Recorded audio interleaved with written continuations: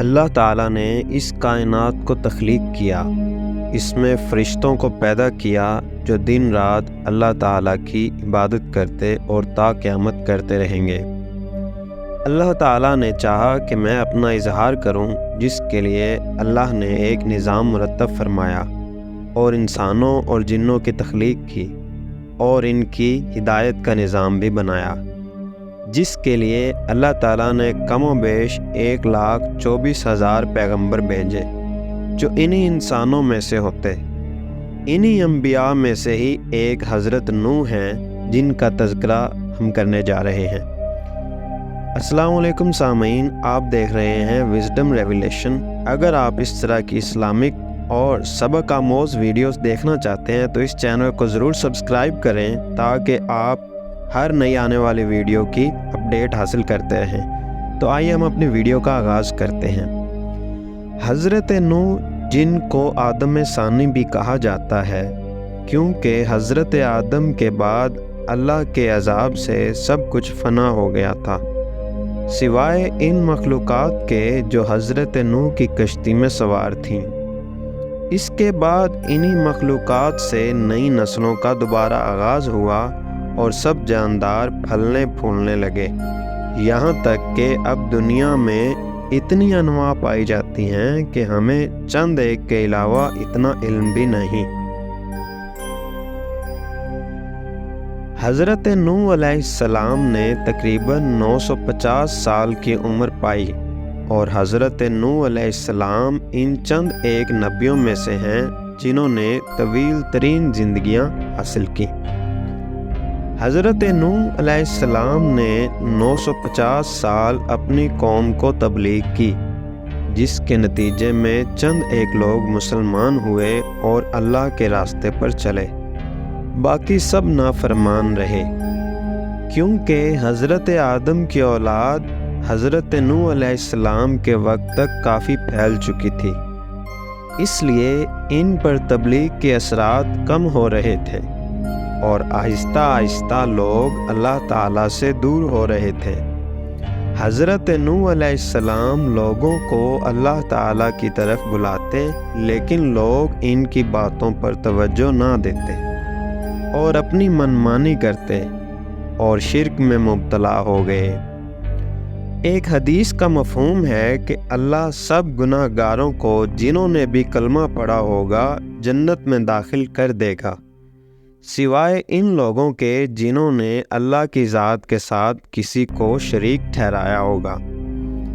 اس لیے حضرت نوح ایڑی چوٹی کا زور لگا کے نبوت کے منصب کی طاقت اور صلاحیت کو استعمال کرتے کہ لوگ بتوں کی پوجا چھوڑ دیں، لیکن لوگ انہی کو اپنا حقیقی خدا مان کر انہی کے پاس اپنی حاجات لے کر جاتے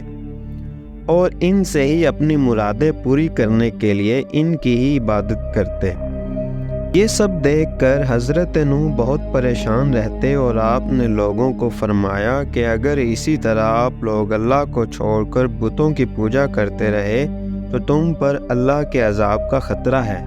اور میں تمہاری طرف رسول بنا کر بھیجا گیا ہوں۔ حضرت نوح نے اپنی قوم کو اللہ تعالیٰ کے سارے احسانات جتلائے اور کہا کہ تم لوگ ان بیکار بتوں کو چھوڑ کر ایک اللہ کی عبادت کرو، اور میں اس کام میں تم سے کوئی اجرت نہیں طلب کرتا۔ اتنی واضح و نصیحت کے باوجود جب لوگ اپنی برائیوں سے باز نہ آئے تو حضرت نوح علیہ السلام نے اللہ تعالیٰ سے دعا کی، اے اللہ، یہ لوگ میری بات نہیں سنتے، تو خود ہی ان سے حساب کر لے،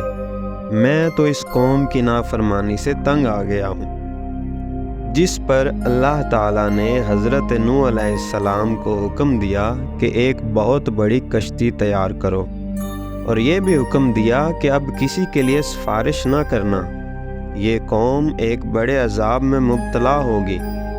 جب کشتی بن گئی تو اللہ تعالیٰ نے حکم دیا کہ ہر جاندار کا ایک ایک جوڑا سوار کر لو،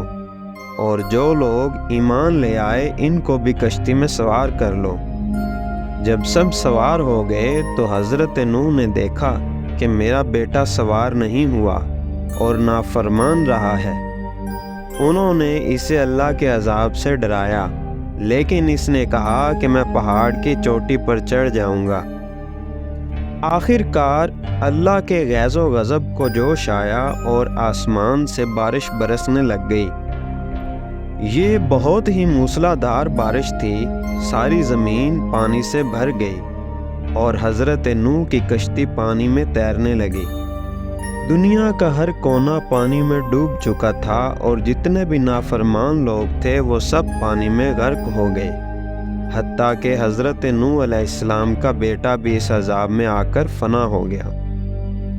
حضرت نوح کی کشتی جودی پہاڑ کے ساتھ آ کر ٹھہر گئی اور آپ کے ماننے والے اس عذاب سے محفوظ رہے۔ پھر خدا کے حکم سے سارا پانی زمین نے اپنے اندر جذب کر لیا اور خدا تعالیٰ نے حضرت نوح علیہ السلام کو حکم دیا کہ کشتی سے اتر جاؤ، آپ پر ایمان لانے والوں پر سلامتی ہو۔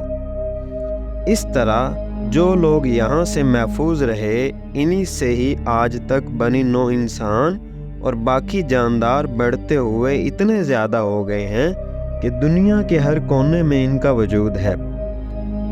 حضرت نوح اور ان کی قوم کے اس واقعے سے ہمیں سبق ملتا ہے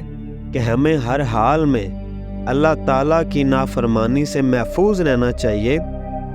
اور اللہ تعالیٰ کے ساتھ کسی کو شریک نہیں ٹھہرانا چاہیے۔